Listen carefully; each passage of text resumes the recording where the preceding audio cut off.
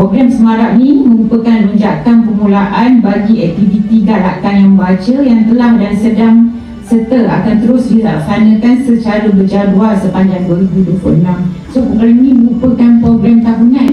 Saya merasmikan program Semarak Ilmu 2026 at KPWKM, peringkat Kementerian Pembangunan Wanita, Keluarga dan Masyarakat.